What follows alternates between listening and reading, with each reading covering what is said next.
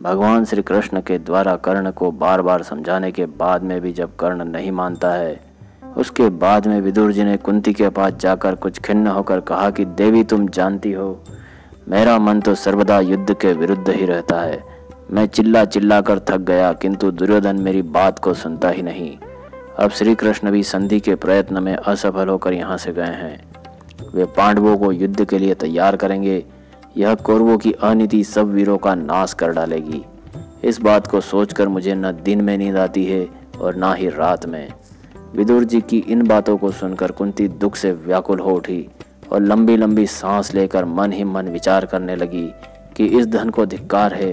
हाय, इसी के लिए यह बंधु बांधवों का भीषण संहार होगा। पितामह भीष्म, द्रोणाचार्य और कर्ण दुर्योधन के पक्ष में रहेंगे। यह सोचकर कुंती और भी डर जाती है। कुंती सोचती है कि आचार्य द्रोण तो अपने शिष्यों के साथ कदाचित मन लगाकर युद्ध ना भी करे, पितामह भी पांडवों पर स्नेह न करे, यह हो नहीं सकता। किंतु कर्ण मोहवश दुर्बुद्धि दुर्योधन का ही अनुवर्तन करके निरंतर पांडवों से द्वेष करता आया है। इसने बड़ा भारी अनर्थ करने का हठ पकड़ रखा है। आज मैं कर्ण के मन को पांडवों के प्रति अनुकूल करने का प्रयास करूंगी और उससे उसके जन्म का वृत्तांत सुना दूंगी। ऐसा सोचकर कुंती गंगा तट पर कर्ण के पास गई। वहां पहुंचकर कुंती ने अपने उस सत्यनिष्ठ पुत्र के वेद पाठ की ध्वनि को सुना। कर्ण वहां पर पूर्वाभिमुख होकर भुजाएं ऊपर उठाए मंत्र पाठ कर रहा था। तपस्विनी कुंती जब समाप्त होने की प्रतीक्षा में उसके पीछे खड़ी रही। जब सूर्य का ताप पीठ पर आने लगा, तब तक जप करके कर्ण ज्यों ही पीछे को फिरा, उसे कुंती दिखाई दी। उसे देखते ही उसने हाथ जोड़कर प्रणाम किया और विनयपूर्वक कहा कि मैं अधिरथ का पुत्र कर्ण आपको प्रणाम करता हूँ। मेरी माता का नाम राधा है। कहिए आप यहाँ पर कैसे पधारी और मैं आपकी क्या सेवा कर सकता हूँ। तब कुंती ने कहा कि कर्ण, तुम राधा के पुत्र नहीं हो, कुंती के लाल हो। अधिरथ भी तुम्हारे पिता नहीं हैं। तुमने सूत कुल में जन्म नहीं लिया। इस विषय में जो कुछ कहती हूँ वह सुनो। बेटा, जिस समय मैं राजा कुंती भोज के ही भवन में थी, उस समय मैंने तुम्हें गर्भ में धारण किया था। तुम मेरी कन्यावस्था में उत्पन्न हुए मेरे सबसे बड़े पुत्र हो। स्वयं सूर्य नारायण ने ही तुम्हें मेरे उदर से उत्पन्न किया है। जन्म के समय तुम कवच और कुंडल धारण किए हुए थे तथा तुम्हारा शरीर बड़ा ही दिव्य और तेजस्वी था। बेटा, अपने भाइयों को न पहचानने के कारण तुम जो मोहवश धृतराष्ट्र के पुत्रों के साथ रहते हो, यह तुम्हारे योग्य नहीं है। मनुष्यों के धर्म का विचार करने पर यही निश्चय किया गया है कि जिससे पिता और माता प्रसन्न रहे वही धर्म का फल है। पहले अर्जुन ने जो राज्य लक्ष्मी संचित की थी, उसे पापी कौरवों ने लोभवश छीन लिया। अब तुम उसे उनसे छीन कर भोगो। तुम्हें पांडवों के साथ भ्रातृ भाव से मिला देखकर ये पापी तुम्हें सिर झुकाने लगेंगे। जैसी कृष्ण और बलराम की जोड़ी है, वैसी ही कर्ण और अर्जुन की जोड़ी बन जाए। इस प्रकार जब तुम दोनों मिल जाओगे तो तुम्हारे लिए संसार में कौन सी बात असाध्य रहेगी। तुम सब गुणों से संपन्न हो और अपने भाइयों में सबसे बड़े हो।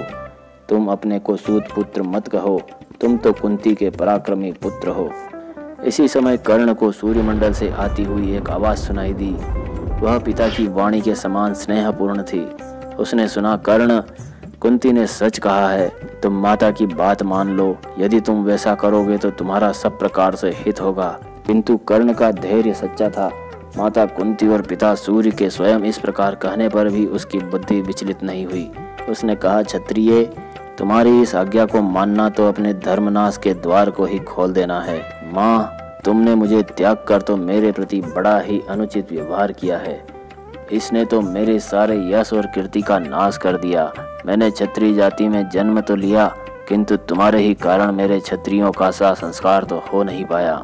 इससे बढ़कर मेरा अहित कोई शत्रु भी क्या करेगा। तुमने पहले तो माता के समान मेरे हित का प्रयत्न किया नहीं, अब केवल अपने हित साधन की इच्छा से मुझे समझा रही हो।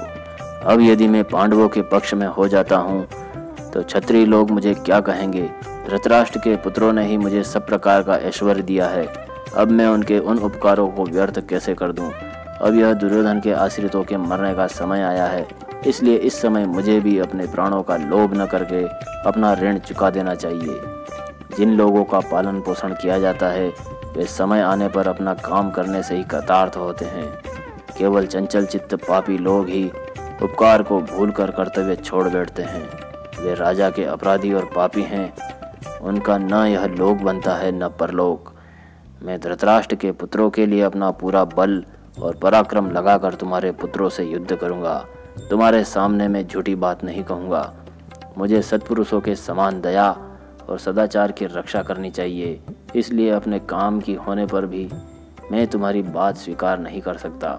तुम्हारा यह पुत्र तुम्हें एक वचन देता है कि तुम्हारे सभी पुत्रों को मैं मार सकता हूँ, तो भी एक अर्जुन को छोड़कर मैं युधिष्ठिर, भीम, नकुल और सहदेव इनमें से किसी को नहीं मारूंगा।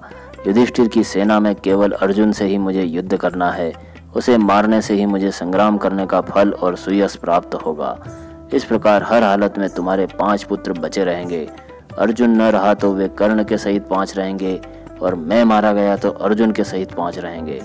फिर कुंती ने अपने अविचल धैर्यवान पुत्र कर्ण को गले लगाकर कहा, कर्ण, विधाता बड़ा बलवान है। मालूम होता है तुम जैसा कहते हो वैसा ही होना है। अब कौरव नष्ट हो जाएंगे, किंतु बेटा तुमने जो अपने 4 भाइयों को अभयदान दिया है, इस प्रतिज्ञा का तुम ध्यान रखना। इसके बाद कुंती ने उसे सकुशल रहने का आशीर्वाद दिया।